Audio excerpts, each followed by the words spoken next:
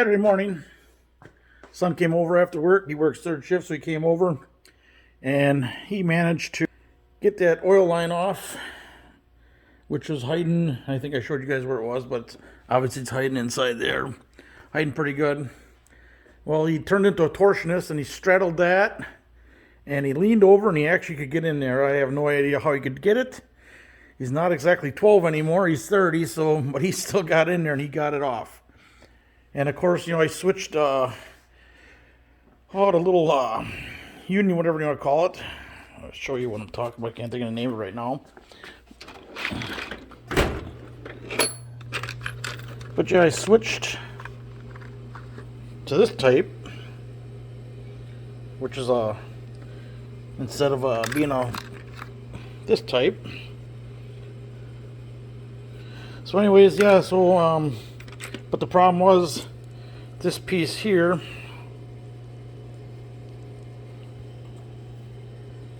this one here has a deep hole. The hole goes in real far.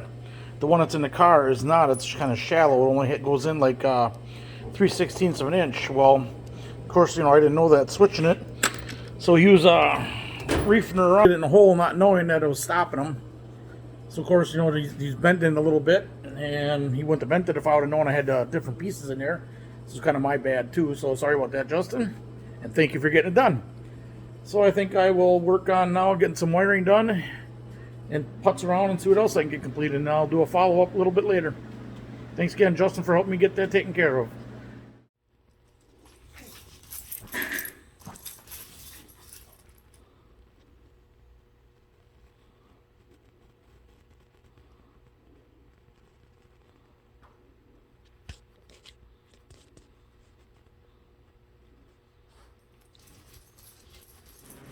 I got the O2 sensor all wired in, ready to go. Give you a little look how that turned out.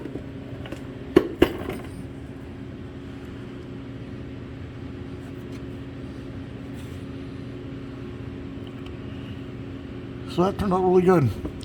Nice and clean. And the O2 sensor is the last gauge on the right. Oh, gotta zoom in here a little bit. So that turned out good. I still need to wire the voltage gauge, but that'll do today because my parts came in for that. I got the wiring about 95% done. I got the line lock left, which I ain't gonna do here for a while because I gotta buy a shifter rod, whatever you call it. Here, let me turn this around. I gotta buy a new shifter rod. I welded that one up because that's all I had, so I wanted to see where it was, but I'm gonna order a new one so I can run the wire through it, put a button on the shifter ball. And let's see if I can turn this around here.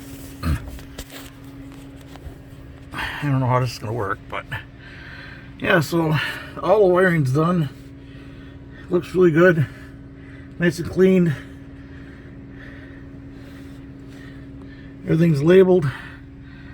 Like I said, all I got left is the line lock, which is right here, and I gotta put a button in off the MSD box. Let me turn this off. I gotta put a button in for cranking over the motor so I get oil up through all the relocation and filters and all that stuff before I start the car. So I gotta figure out if I'm gonna put a push button in to turn the starter over, or if I'm just gonna put a switch in to turn off the ignition. In some way, I like putting a button in for the ignition because then I can flip it off, and it's kind of a safety switch for the car not getting stolen because they're not going to know where the button is. All right, we'll keep going here. Well, I got a tip for you what not to do. I was working on my oil filter relocation kit, and let me show you what I messed up. So I had this in the vise so I could put the fittings in, and I had it wrapped with tape all the way around like 10, 12 times. And I put it in the vise. And what I didn't realize is that it was sliding because of the tape. Well, of course, it slid right up and it wrecked the galley for the oil seal. So yeah, that's probably, I'm guessing, $80 down the drain. So yeah, don't use tape. I don't know what to tell you to use, but yeah, don't use tape. It did work, except for that. Fun, fun. All right, for my next dilemma. As you can see, it's a brand new paint job on the car. And you can see the door. If you watch real close, this door is falling down like a little bit.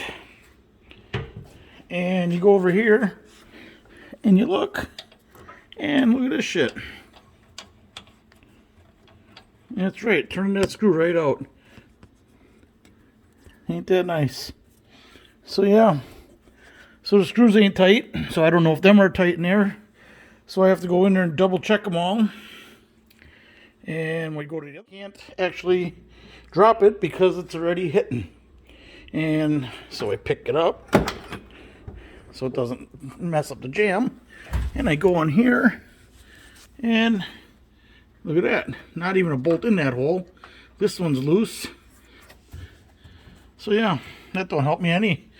So now I'm gonna have to take off the fenders and get in there and tighten them all and readjust it a little bit on a brand new painted car. Ain't that nice? And who do I yell at? I had it.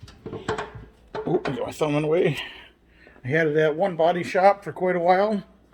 Was it the body shop jail? Not really. It was more the fact that I had to stay caught up on how much he puts into it, because obviously people know it ain't cheap painting cars.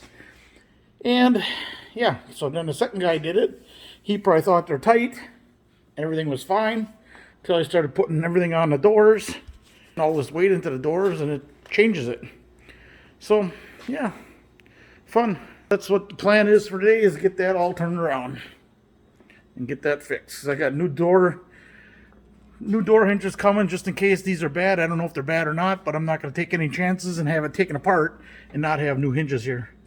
All right, that's what I'm doing today. All right, I'm about an hour and 10 minutes in. Got all the eyebrow stuff off. Now I got to drop the bumper down. So I got everything taped up. Got all my measurements marked. This bolt wasn't even tight. This bolt wasn't even tight. That's nice.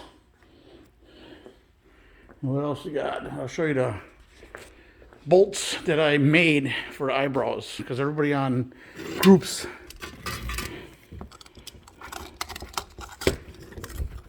so this is what I made. Soldered them on, brazed them on I should say, and then I grind them to exactly fit where they need to go.